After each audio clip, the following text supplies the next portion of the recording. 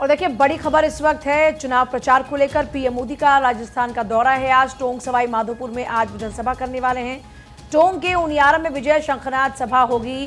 PM Modi आज BJP प्रत्याशी सुखबीर सिंह जौनपुरिया के समर्थन में सभा करने वाले हैं। तो टोंक के उनियारा में आज विजय शंखनाथ सभा पीएम मोदी करने जा रहे। देखिए राजस्थान के दौरे पर हैं लगातार और राजस्थान में लगातार चुनाव प्रचार जारी है। आपको याद होगा इससे पहले चुरू में जनसभा हुई और अब इस बार की बात करें तो सवाई माधोपुर इस बार पहुंचने वाले हैं। टोंक सवाई माधोपुर में जनसभा करने वाले हैं पीएम मोदी। बीजेपी प्रत्याशी के लिए जीत सुनिश्चित करेंगे और उनके लिए वोट मांगते हुए नजर आने वाले हैं। तो राजस्थान में आज पहुंच रहे हैं। राजस्थान में उनका संबोधन रहने वाला है। टोंक सवाई माधोपुर में आज जनसभा करेंगे प्रधानमंत्री मोदी।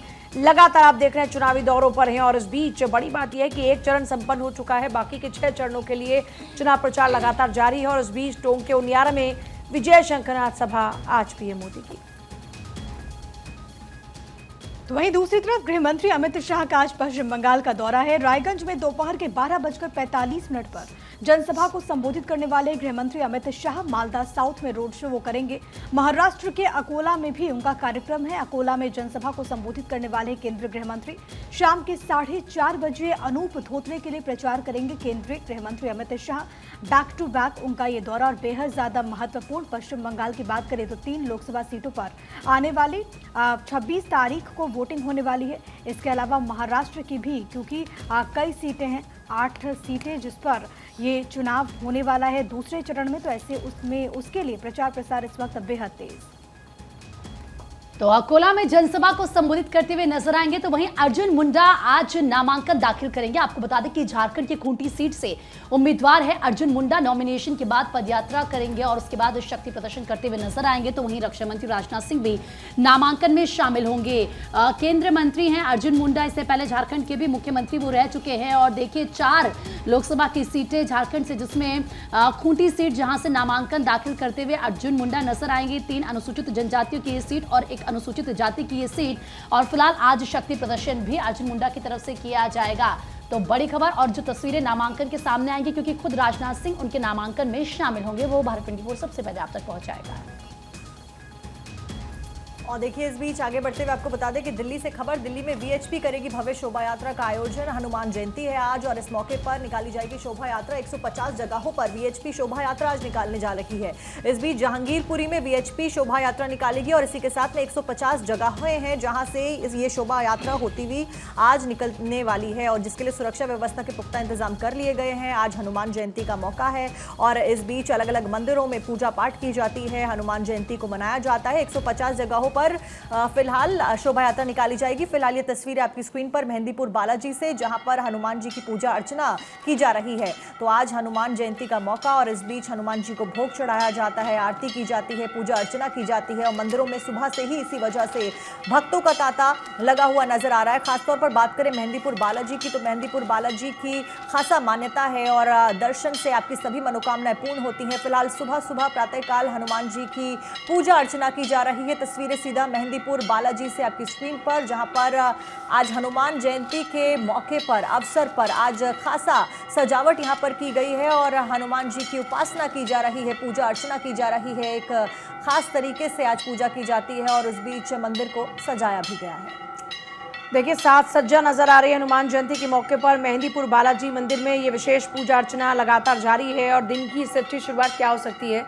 घर बैठे आपको मेहंदीपुर बालाजी के दर्शन हो पा रहे हैं। लोग दूर दूर से मेहंदीपुर जाते हैं और दर्शन करते हैं बालाजी के। लेकिन आज हनुमान जयंती के मौके पर भारत 24 पर लगातार ये मेहंदीपुर बालाजी से लाइव तस्वीरें फिलहाल आप देख रहे हैं। मेहंदीपुर बालाजी मंदिर राजस्थान के तहसील सिकराय में हनुमान जी का ये प्रसिद्ध मंदिर है और हनुमान जी के रूप को ही बालाजी कहा जाता है। बालाजी लोग हजारों लाखों की तादाद में जाते हैं। जो भी संकट होते हैं, कहा जाता है कि वो सारे संकट कट जाते हैं, मिट जाते हैं जब बालाजी के दरबार में हाजिरी लगती है। तो मेहंदीपुर बालाजी की ये तस्वीरें इस वक्त आप देख रहे हैं। मंदिर के भीतर लगातार आप देख रहे हैं कि अब जो भक्त हैं उनकी मौजूदगी भी है और मंदिर के प्रांगण में लोगों की भारी भीड़ भी है। लेकिन इस बीच मेहंदीपुर बालाजी के दर्शन आप घर बैठे बिठाए भारत 24 पर कर पा रहे हैं। तो ये तस्वीरें आपके टीवी स्क्रीन पर। हनुमान जयंती का आज पावन मौका, सब सुख लाहे तुम्हारी शरणा, तुम रक्षक काहू को डरना। और भक्तों की बड़ी तादाद इस वक्त देखने को मिल रही है। अलग अलग जगहों पर हनुमान जी के विशेष तौर पर पूजा अर्चना की जा रही है। जब हनुमान जी की बात होती है तो त्याग की बात होती है, समर्पण की बात होती है, भक्ति भाव की बात होती है। भक्ति ऐसे कि प्रभु राम के चरण में पड़े हुए हैं, लेकिन शक्ति ऐसी कि लंका को भी खाक कर दे। ऐसे प्रभु हनुमान की जयंती और आज अलग अलग जगहों पर जो भक्त हैं उनका हुजूम लगा हुआ है। इस वक्त मेहंदीपुर बालाजी मंदिर की तस्वीरें आपकी टीवी स्क्रीन पर, जहां पर विशेष पूजा अर्चना हो रही है और एक खास मान्यता है। कहा जाता है कि जो लोग यहां पर जाते हैं वो भी विशेष तौर पर नियम का पालन करके जाते हैं, क्योंकि जब प्रभु की बात होती है, हनुमान जी की बात होती है, तो त्याग समर्पण अपने आप में बहुत ज़्यादा महत्वपूर्ण हो जाता है। तो जितने भी श्रद्धालु हैं, अगर वो किसी विशेष मनोकामना के साथ मेहंदीपुर बालाजी के दर्शन करने जा रहे हैं तो उनको भी कई दिनों तक ये नियम पाठ करना होता है और उसके बाद वहाँ पर वो जाते हैं। और कहा जाता है कि जो भी श्रद्धालु सच्चे भाव से प्रभु के पास पहुँचता है, वहाँ पर हनुमान जी से कोई भी मुराद मांगता है, उसकी झोली खाली नहीं जाती। और यही कारण है कि विशेष तौर पर लाखों की तादाद में भक्त यहाँ पर पहुँचते हैं। और आज तो इतना पावन मौका है, हनुमान जयंती है, तो आज विशेष तौर पर पूजा अर्चना हो रही है। वहाँ पर आप इन तस्वीरों में देख सकते हैं 56 भोग प्रभु को यहाँ पर लगाए जा रहे हैं। मंदिर में पूजा पाठ इस वक्त, और इसके बाद वहाँ पर तमाम जो श्रद्धालु हैं वो भी इस वक्त मौजूद हैं, उनमें भी प्रसाद का वितरण होगा। ये तस्वीरें प्रीति अपने दर्शकों को हम मेहंदीपुर बालाजी मंदिर से दिखा रहे हैं। बिल्कुल प्रिया, और देखिए कहा जाता है कि जो भी मनोकामनाएं होती हैं वो पूर्ण हो जाती हैं। और मेहंदीपुर बालाजी क्योंकि दूर दूर से लोग जाते हैं भगवान हनुमान के दर्शन करने के लिए, पवन पुत्र हनुमान के दर्शन करने के लिए, और ना सिर्फ देश से बल्कि विदेश से भी लोग हनुमान भगवान के दर्शन करने के लिए आते हैं। आज पूरे देश भर में शोभा यात्रा निकाली जाएगी। और देखिए किस तरीके से रामनवमी के 6 दिन बाद हनुमान जयंती का जन्मोत्सव, हनुमान जी का जन्मोत्सव मनाया जाता है। और ये जिस तरीके से पूजा अर्चना की जा रही है, दिव्य तस्वीरें इस वक्त हम आपको दिखा रहे हैं। और देखिए कितने आप कह सकते हैं कि भारी संख्या में श्रद्धालु वहाँ पर पहुँचते हैं हनुमान जी के दर्शन करने के लिए। इसके अलावा भी अगर आज आप देश भर के मंदिरों में जाएंगे तो वहाँ पर शोभा यात्रा निकाली जाती है। इसके अलावा हनुमान जी की विधि विधान से पूजा अर्चना की जाती है। आज का दिन बेहद खास है। और आपको ये बता दें कि हर साल चैत्र महीने की पूर्णिमा तिथि के दिन हनुमान जयंती मनाई जाती है।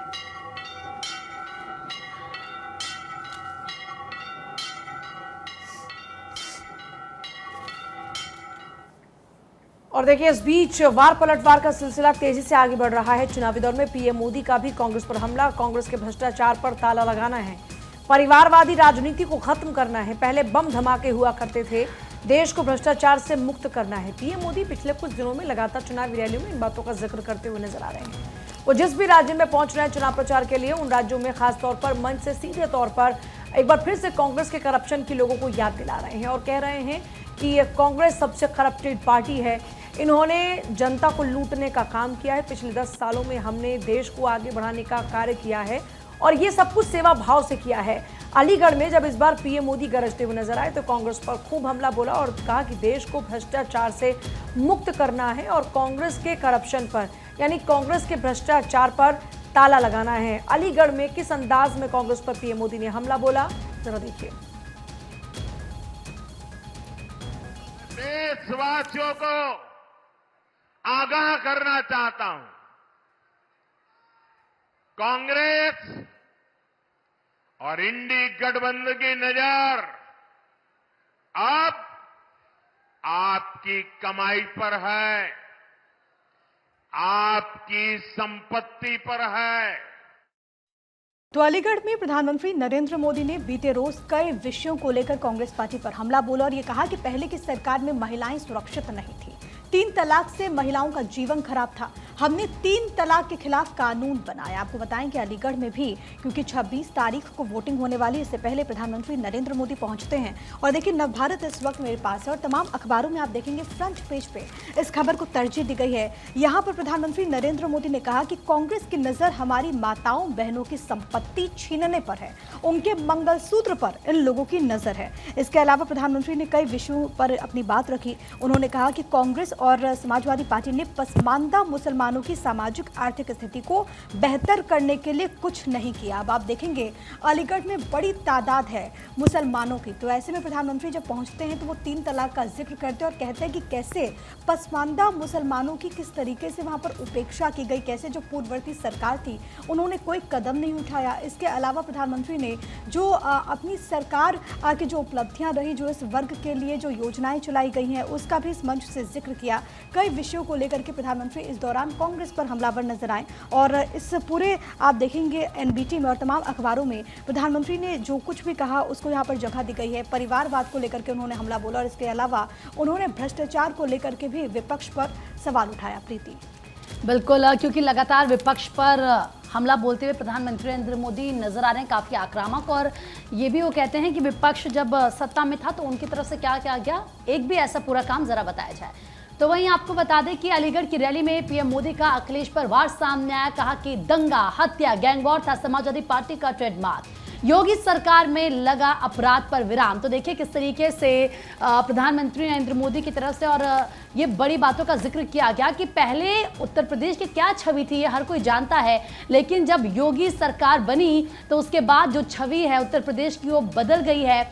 जो अपराध है उस पर विराम लगा है और ये सब कुछ भारतीय जनता पार्टी की तरफ से किया गया है। और देखिए कहीं ना कहीं क्योंकि खुद सीएम योगी भी हर मन से कहते हैं कि पहले उत्तर प्रदेश को लेकर छवि कुछ ऐसी थी कि जो बिजनेसमैन थे वो इन्वेस्ट नहीं करना चाहते थे, लेकिन आज विकास भी हो रहा है राज्य में, अपराध पर लगाम भी लगा है, जो बहन बेटियां हैं वो सुरक्षित भी हैं। यानी कि हमने एक सुरक्षित प्रदेश यहाँ की जनता को दिया है और इसी बातों का जिक्र खुद प्रधानमंत्री नरेंद्र मोदी तमाम मंचों से करते हुए नजर आ रहे हैं। आगे बढ़ते हैं। छत्तीसगढ़ दौरे पर गृह मंत्री अमित शाह। आपको बता दें कि छत्तीसगढ़ के कांकेर में शाह की जनसभा और कांकेर में जनसभा को संबोधित उनके द्वारा किया गया। उन्होंने कहा कि देश में 10 साल में विकास हुआ है। मोदी के पास अगले 25 साल का एजेंडा है और देखिए 2047 का जो लक्ष्य है विकसित भारत का, उसके बारे में एक तरीके से जिक्र करते हुए गृह मंत्री अमित शाह नजर आए। छत्तीसगढ़ का उनका यह दौरा रहा जहां पर वो हुंकार भरते हुए नजर आए। भारतीय जनता पार्टी की उपलब्धियां उनके द्वारा गिनवाई गई और कहा कि देश में 10 साल में विकास हुआ है और अगले 25 साल एक एजेंडा है बीजेपी के पास, मोदी सरकार के पास, जिसके तहत आगे भी विकास इस तरीके से किया जाएगा।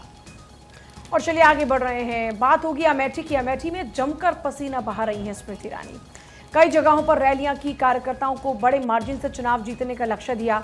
देखिए पिछली बार कांग्रेस के गढ़ में स्मृति ईरानी ने राहुल गांधी को हराकर एक बड़ी जीत हासिल की और इस बार अभी तक बड़ी बात यह है कि कांग्रेस का अमेठी को लेकर प्रत्याशी क्लियर नहीं कि वहां से कौन चुनावी मैदान में होगा। लेकिन इस बीच स्मृति ईरानी लगातार पसीना बहा रही हैं और चुनाव जीतने के बाद भी लगातार स्मृति ईरानी वहां पर डेरा डालती रही, बार बार पहुंचती रही, कार्यकर्ताओं के बीच में रही, लोगों के बीच में रही। हालांकि कुछ कुछ नाराजगी की खबर भी सामने आई थी, लेकिन इस बीच सबसे खास बात यह है कि इस बार भी ये साख की बात है कि स्मृति ईरानी को अपनी जीत को यहाँ पर रिपीट करना है। क्योंकि आपको याद होगा वायनाड में जब राहुल गांधी चुनाव लड़ रहे हैं तो वहां तक स्मृति ईरानी प्रचार करने के लिए पहुंचती हैं।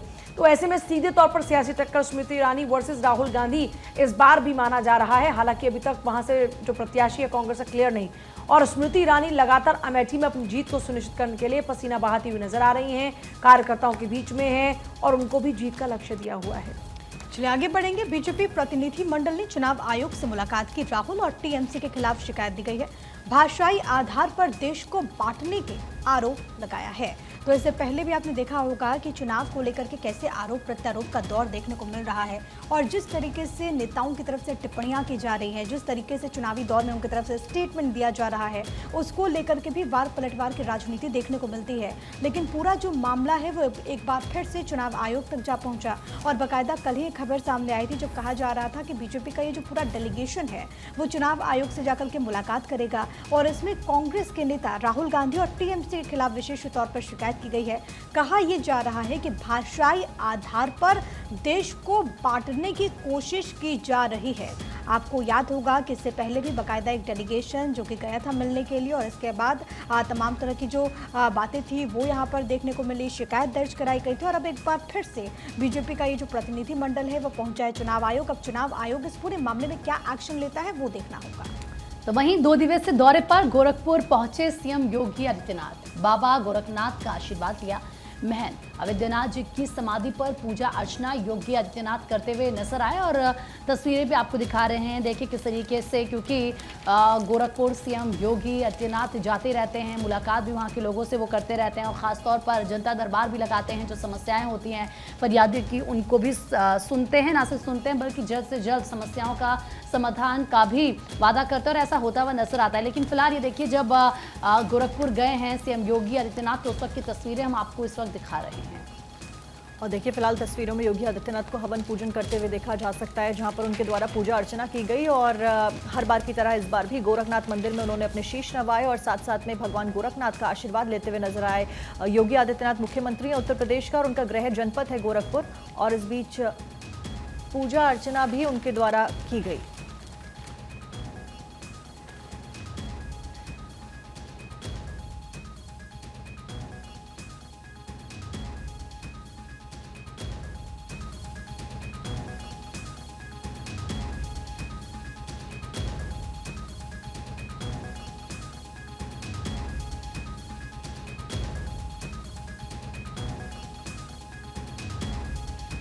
और देखिए इस बीच 2 दिवसीय दौरे पर गोरखपुर में योगी आदित्यनाथ मौजूद रहे। अगली खबर का जिक्र कर लेते हैं, झारखंड से अगली खबर। झारखंड में खूंटी संसदीय सीट से केंद्रीय मंत्री और बीजेपी प्रत्याशी अर्जुन मुंडा अपना नामांकन आज दाखिल करने वाले हैं। इस बीच कार्यकर्ताओं के साथ में पदयात्रा करते हुए वो अपना पर्चा दाखिल करेंगे। इस सबके बीच में रक्षा मंत्री राजनाथ सिंह भी आपको नजर आने वाले हैं। तो आज आपको तस्वीरें भी दिखाएंगे खूंटी सीट से, जहां पर अर्जुन मुंडा जहां से नामांकन करेंगे। और इस बीच रक्षा मंत्री राजनाथ सिंह भी खासतौर पर खूंटी सीट के प्रत्याशी के समर्थन में वोटों की अपील करने के लिए पहुंचेंगे और साथ साथ में इस पदयात्रा में भी शामिल होते हुए नजर आएंगे।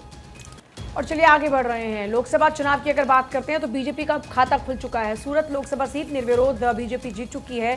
बीजेपी के उम्मीदवार हैं मुकेश दलाल, जो कि निर्विरोध निर्वाचित हुए हैं। कांग्रेस ने चुनाव रद्द करने की मांग की है। और देखिए, क्योंकि मेरे पास इस वक्त हिंदुस्तान अखबार है और हिंदुस्तान अखबार में फ्रंट पेज पर एक खबर है, लोकसभा चुनाव में सूरत से भाजपा का खुला खाता, कांग्रेस प्रत्याशी का नामांकन रद्द हुआ, बाकी उम्मीदवारों ने अपना नामांकन वापस ले लिया। लोकसभा चुनाव के नतीजे भले ही 4 जून को घोषित होंगे, लेकिन खाता बीजेपी का पहले ही खुल चुका है। कांग्रेस उम्मीदवार का नामांकन रद्द होने और बाकी प्रत्याशियों के नाम वापस लेने से गुजरात की जो सूरत सीट है, वहां पर भाजपा के प्रत्याशी निर्विरोध चुने गए हैं, जीत चुके हैं। लोकसभा चुनाव में भाजपा की पहली निर्विरोध जीत है। कांग्रेस ने आरोप लगाया कि पार्टी प्रत्याशी नीलेश कुंभानी का नामांकन भाजपा के इशारे पर ही रद्द किया गया है। इसके खिलाफ उच्च न्यायालय जाएंगे। कुंभानी का रविवार को नामांकन रद्द कर दिया गया था, क्योंकि उनके तीनों प्रस्तावकों ने हलफनामा देकर यह कहा कि उन्होंने नामांकन पत्र पर हस्ताक्षर ही नहीं किया। और जो सूरत से पार्टी ने अपना वैकल्पिक प्रत्याशी उतारा था, उनका नामांकन जो था वो भी रद्द हो गया। तो ऐसे में सूरत की ये सीट बीजेपी के खाते में जा चुकी है। बीजेपी के जो प्रत्याशी हैं वो निर्विरोध ही यहाँ पर चुने जा चुके हैं। बीजेपी की एक बड़ी जीत माना जा रहा है, क्योंकि एक पहली शुरुआत हो चुकी है। हालांकि देखिए, चुनावी नतीजे जो आएंगे वो 4 जून को आएंगे, लेकिन यहाँ पर बीजेपी के प्रत्याशी की निर्विरोध उन्हें चुने जाने के बाद बीजेपी की जीत के तौर पर देखा जा रहा है। गुजरात में कुल लोकसभा की 26 सीटें हैं, 7 मई को वोटिंग होने वाली है, लेकिन अब सिर्फ 25 सीट पर ही वोटिंग होगी। आगे बढ़ते शिवसेना शिंदे गुट के लिए गोविंदा बहा रहे पसीना। बुल्ढाना में एनडीए के उम्मीदवार के लिए उन्होंने वोट मांगा है। जनता में दिखा गोविंदा का गजब का क्रेज। इससे पहले आपको याद होगा कि वो एकनाथ शिंदे के मौजूदगी में शिवसेना शिंदे गुट में शामिल हो गए थे और उसके बाद लगातार प्रचार प्रसार कर रहे हैं। बुल्ढाना की बात करें तो बुल्ढाना पर भी पहले चरण में ही वोटिंग होने वाली है। महाराष्ट्र की ये सीट और यहाँ पर लगातार जो दिग्गज हैं उनका दौरा देखने को मिल रहा है। इसी कड़ी में एक्टर हीरो नंबर 1 गोविंदा, जो कि अब राजनीति के मैदान में एक बार फिर से अपनी पारी को आगाज कर चुके हैं और वो एक बार फिर से लोगों के बीच पहुंचे। और यहाँ पर आप देख सकते हैं इन तस्वीरों में कि किस तरीके से वो इस ओपन जीप पर सवार होकर के लोगों के बीच पहुंचते हैं और एनडीए के प्रत्याशी के पक्ष में जन समर्थन की अपील करते हुए वो नजर आते हैं। और लगातार वो प्रचार प्रसार कर रहे हैं शिंदे गुट के लिए और एनडीए के उम्मीदवार के लिए। और इसके बाद एक बार फिर से तस्वीरें महाराष्ट्र के बुल्ढाना से सामने आई, जहाँ पर उन्होंने एनडीए उम्मीदवार के लिए वोट मांगा।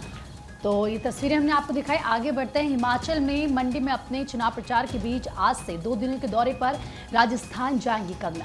बीजेपी के पक्ष में प्रदेश के कई सीटों पर चुनावी रैलियां वो करेंगी।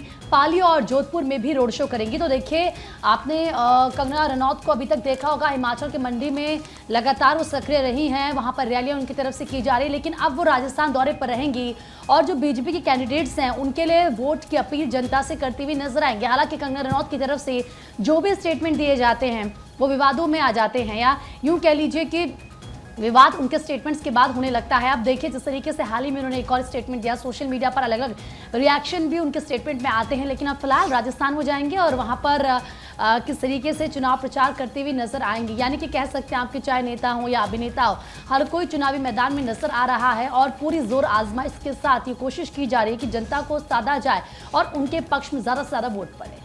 साक्षी। आगे बढ़ते हुए बात अब असम की। असम के सीएम हेमंत बिस्वा शर्मा ने केरल में बीजेपी के लिए चुनावी रैलियां और जनसभाएं की हैं। आपको बता दें कि एर्नाकुलम की रैली में कांग्रेस और वाम दलों पर जमकर बरसते हुए यहां पर हेमंत बिस्वा शर्मा नजर आए और बीजेपी के स्टार प्रचारकों की सूची में उनका नाम भी शामिल है। ऐसे में केरल का उनका दौरा रहा। लगातार साउथ को साधने के लिए बीजेपी तमाम अपने स्टार प्रचारकों को साउथ के दौरे पर भेज रही है और इसी बीच में इसी कड़ी में यहां पर असम के मुख्यमंत्री हेमंत बिस्वा शर्मा पहुंचते हैं और चुनाव प्रचार में उनको देखा गया, जहां पर वो अपोजिशन पार्टी के ऊपर जमकर बरसते हुए नजर आए और निशाने पर यहां पर पार्टी रही। एर्नाकुलम में जनसभा को संबोधित उनके द्वारा किया गया।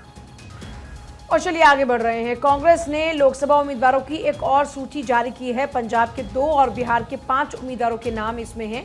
बीजेपी से आए अजय निषाद को भी इसमें टिकट दिया गया है। तो देखिए, लगातार आप देख रहे हैं कि जिन जिन राज्यों के अंदर प्रत्याशी अभी चुने जाने बाकी हैं, वहां पर लगातार पार्टीज अपने अपने जो प्रत्याशियों के नाम हैं उनको जारी कर रही है। इस बीच कांग्रेस ने अपने प्रत्याशियों की एक और सूची जारी की है, जिसमें कांग्रेस ने बिहार के भी और पंजाब के 2 उम्मीदवार, बिहार के 5 उम्मीदवारों के नाम की जो सूची है वो जारी की है।